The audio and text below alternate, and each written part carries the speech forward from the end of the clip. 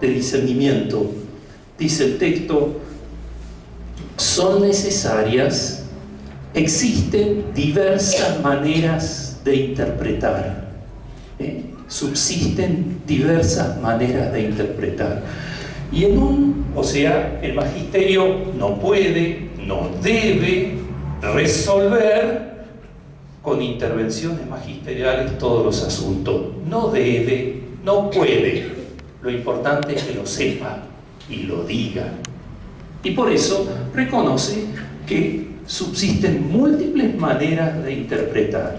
Y en un texto muy fuerte, en una homilía durante el sínodo, fíjense la nitidez de estas afirmaciones, que son bien llamativas en el lenguaje de un papa.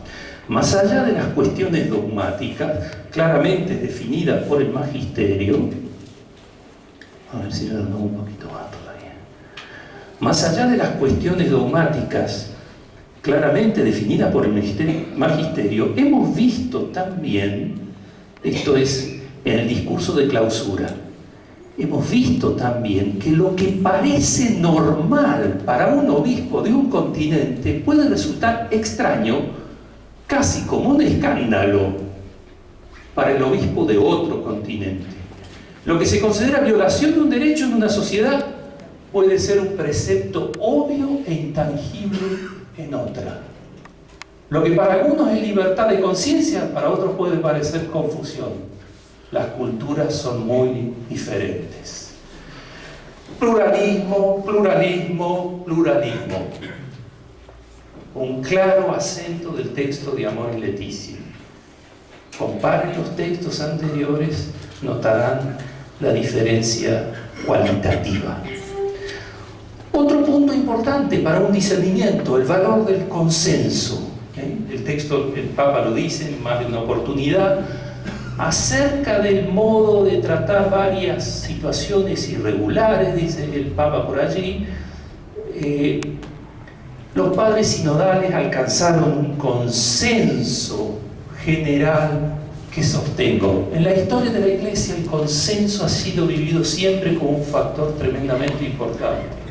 Y por eso en las votaciones de los concilios, también desde los sínodos, se exige un 2/3 para aprobar una enseñanza, ¿no? Cosa de que no sea meramente un consenso pasajero, sino un consenso verdaderamente importante, ¿no?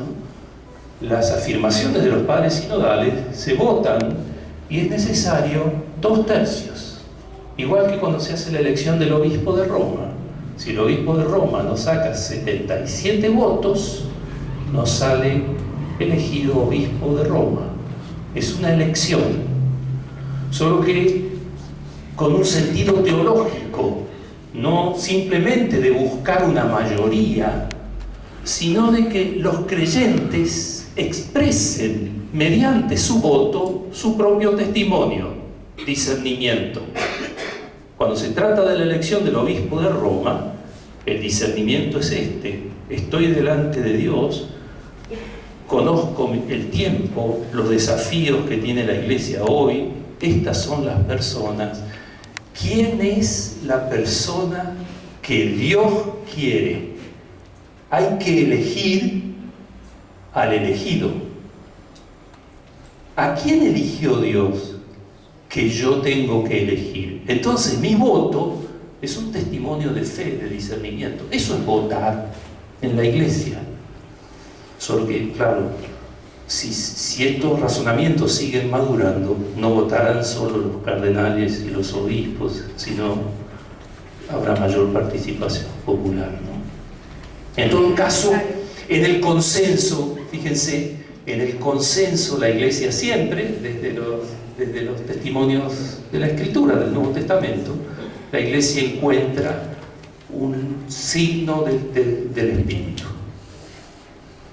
No quiere decir que alguien personalmente, siguiendo su propio carisma, no pueda separarse del consenso y ser en un momento signo de contradicción. Pero cuando se trata de hacer procesos eclesiales, ¿no? En el concilio, un texto que no obtenía los 2/3 era rechazado, simplemente, ¿no? segundo punto que les pongo de discernimiento es que, además de lo que hace el capítulo 1, mirar la realidad a la luz de la palabra, se hace sobre todo a partir del capítulo 1 y más adelante también, pero también hay otra fuente desde donde se mira la realidad. Observen el razonamiento del Papa en el número 31. Esto no es de ninguna manera una novedad, pero el Papa lo retoma y a la luz de su modo de razonar es importante observarlo. El bien de la familia es decisivo para el futuro del mundo. Son incontables los análisis que se han hecho sobre el matrimonio y la familia, sobre sus dificultades y desafíos actuales. Es sano prestar atención a la realidad concreta. ¿Por qué hay que prestar atención a la realidad concreta? Porque las exigencias y llamadas del Espíritu resuenan en los acontecimientos mismos de la historia, a través de los cuales la Iglesia puede ser guiada a una comprensión más profunda del inagotable misterio del matrimonio y de la familia. Aquí el Papa toma una cita de Familiares Consorcio 4, pero la corta. El que le escribió la cortó sin darse cuenta. El que le escribió. Pero el texto en Familiares Consorcio, ¿qué hace? Cita a Gaudium Spes 4. Hace una cita de ese texto. Es más, este es el texto de Familiares Consorcio. Las exigencias y llamadas del Espíritu resuenan también en los acontecimientos mismos de la historia. Y por tanto, la Iglesia puede ser guiada a una comprensión más profunda y de la familia, incluso por las situaciones, interrogantes, ansias y esperanzas de los jóvenes, de los esposos, de los padres de hoy. Fíjense, hay como una doble luz.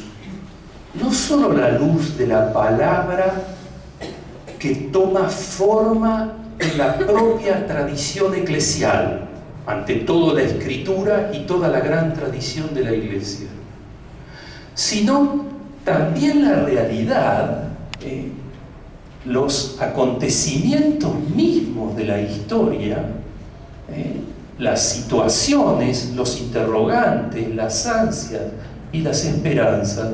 A través de ella, Dios guía a la Iglesia. La palabra no solamente habla, la palabra de Dios no solamente habla a través de la propia tradición, sino a través de la tradición de los otros, los jóvenes, cristianos o no, los esposos, los padres de hoy. Para iluminar un asunto, no basta recurrir a la propia tradición, aunque eso es lo que primero hay que hacer, sino que también hay que exponerse a la tradición de los otros. Y no solo por razones sociológicas, antropológicas, todas súper correctas y necesarias, imprescindibles, sino porque a través de los otros, de los interrogantes, de las ansias, de las esperanzas, de la situación, Dios guía a su Iglesia.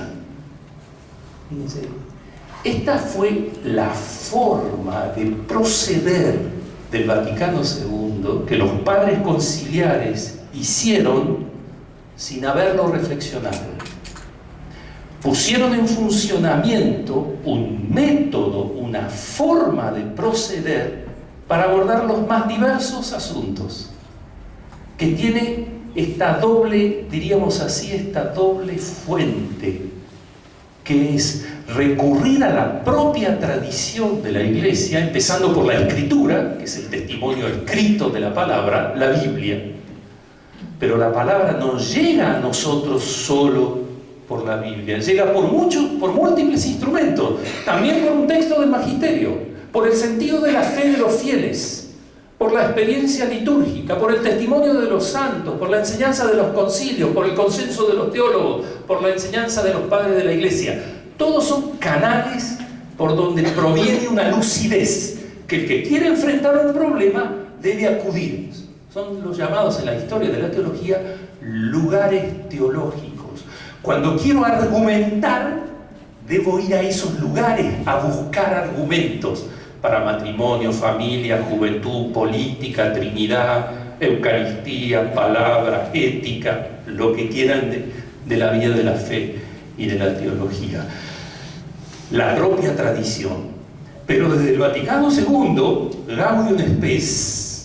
Gaudium Spes 4, el discernimiento de los signos de los tiempos. El discernimiento de los signos de los tiempos. Estos textos claves del concilio que hacen que cuando uno quiere discernir deba conocer la realidad. Fíjense, dice el texto del concilio: para cumplir la misión es deber escrutar a fondo los signos de los tiempos, y por eso dice, es necesario conocer y comprender el mundo en que vivimos.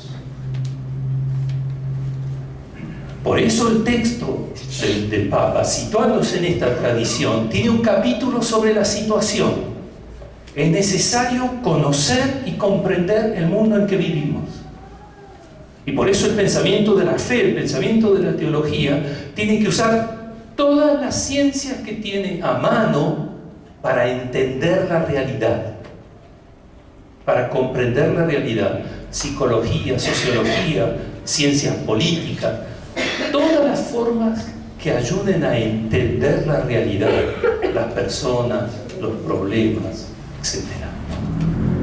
Y eso, para discernir allí, no solamente un conocimiento de la realidad, porque la realidad es un lugar donde yo aplico una doctrina que tengo construida desde mi propia tradición, de una forma deductiva. La enseñanza sobre el matrimonio y la familia que tenemos desde siempre, la aplicamos al hoy. La traemos así, una en base y una doctrina intemporal aplicada al hoy. No, en el hoy, en las preguntas, las aspiraciones, en los interrogantes de la humanidad, hay una luz que no solo viene de la humanidad misma, sino de Dios mismo, de su palabra. Dios habla a través de los acontecimientos. Por eso dice el texto del Papa, de más arriba que hemos citado, Dios guía a su iglesia a través de los acontecimientos históricos. Por tanto, hay que entender la historia para entender a Dios. ¿Cómo es Dios? ¿Quién es Dios? ¿Quién no es Dios? ¿Qué desea Dios de mí? En el fondo, eso hace siempre una persona que hace un discernimiento sobre sí mismo, sobre su propia vocación. ¿Qué quiere Dios de mí? Y se pone a la escucha de una voz de Dios que le llega por signos. El testimonio de una persona, un sentimiento que brota de una experiencia, el llamado de los pobres, tantas formas, signos pobres en los cuales descubrimos un plus, algo más. Ese más es eso que interpretamos. Esto no es solo un sentimiento mío, es también un llamado de Dios. Entonces, ven, cuando uno afronta la problemática y quiere hacer un discernimiento sobre los más variados asuntos del matrimonio y de la familia, debe recurrir debe poner en funcionamiento esta forma de proceder. Preguntarle a la propia tradición y a los distintos canales como llega la palabra, y acercarse con espíritu científico, porque tiene que conocer la realidad, pero con espíritu religioso, a un lugar donde también Dios habla, las experiencias humanas. Cuando un hombre o una mujer toman la palabra, pueden hablar palabra de Dios. Eso es la Biblia. Ustedes terminan de leer un texto escrito en el siglo I o en el siglo II antes de Cristo, un texto literario que tiene un género propio y un autor, y cuando terminan de leer dice palabra de Dios. ¡Wow! ¡Qué salto dan! Es una palabra humana escrita en el siglo I. Escuchan esa palabra y dicen palabra de Dios. Ese mecanismo, ese discernimiento debe funcionar con la realidad. Claro, ¿cuál es la diferencia entre la Biblia y la realidad? Entonces, que no está garantizada la interpretación. Que ese texto es palabra de Dios. Está garantizada su naturaleza como palabra de Dios. Por eso, toda experiencia humana debe medirse con la palabra de Dios en la Escritura. Pero en la realidad se pronuncia una palabra de Dios, ¿no? Por eso dice el texto, las exigencias y llamadas del Espíritu resuenan también en los acontecimientos, a través de los cuales la iglesia puede ser guiada. Por aquí quiero. Dios dice, por acá quiero que vaya, no por allá. A Dios no le es indiferente cualquier camino. Por acá quiero que vaya la iglesia. Por eso hay que entender la historia, lo que pasa en la historia, porque por allí pasa Dios. Por eso la consulta no tiene nada que ver solo con sociología, aunque sea tan importante una encuesta sociológica. El 30% piensa que esta doctrina hay que abandonarla. No, lo que se busca en ese tratar de entender la realidad, lo que las personas dicen, es discernir si allí, en esa aspiración, en ese deseo, en esa opinión, no hay una palabra de Dios que vincula a la iglesia. Vincula a la iglesia. Porque cuando en una experiencia histórica yo digo, aquí habla Dios, eso pasa a ser parte de mi credo, del mío, no del que está al lado, si yo hice el discernimiento. Bernardita, en Lourdes, la aparición de la Virgen de Lourdes, cuando ella hace un discernimiento y dice, aquí está María, arréglesela. Esa experiencia forma parte de su credo, es parte de su fe. Tomás de Aquino, es parte de su fe, la llamada revelación privada, es parte de su fe. Si usted dice, aquí está Dios, o Dios me pide esto, eso forma parte de su credo.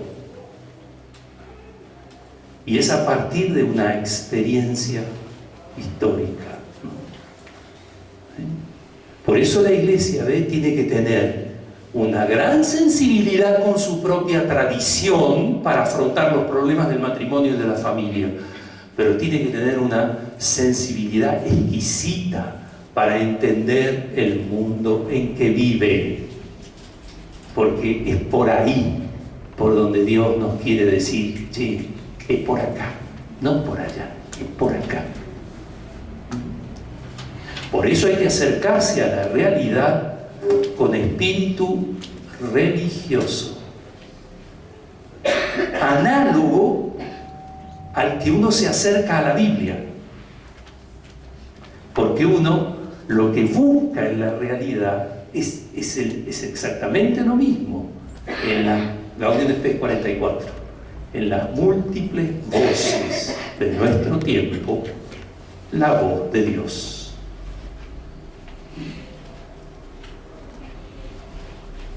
Angelelli decía una doble escucha, escuchar al pueblo y al Evangelio. En realidad es una única escucha. En las palabras humanas, la voz de Dios. Y eso vale para la Biblia, vale para la realidad. Por eso no se trata solo de acomodar una doctrina preelaborada para una nueva situación. Porque esa misma doctrina está en desarrollo, está en evolución, tiene novedades. De hecho, Amoris Laetitia certifica varias novedades. No es que ahora repetimos la doctrina de antes con más sonrisa, con sentido pastoral, con tacto pastoral. No, ese no es el sentido. No es que hay una doctrina elaborada que hay que aplicar pastoralmente. Y el cambio está en la aplicación pastoral. Uno era más rígido, ahora parece que Francisco es más amplio. No, es la misma doctrina la que está pastoralizada. Porque hoy tenemos más conciencia que antes de Gaudium Spes 4, los signos de los tiempos, que son los lugares, un lugar donde es posible escuchar la voz de Dios. ¿Qué hemos hecho aquí rápidamente hasta ahora? Requisitos, podemos decir así, para poner en funcionamiento un discernimiento.